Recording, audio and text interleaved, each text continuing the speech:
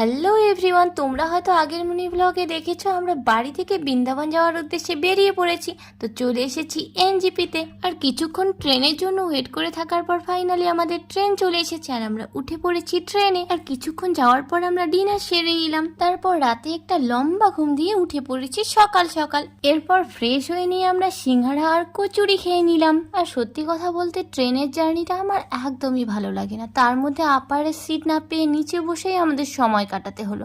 আর এইভাবেই 22 ঘন্টার জার্নির মধ্যে আমরা প্রায় 17 ঘন্টা কাটিয়ে দিলাম।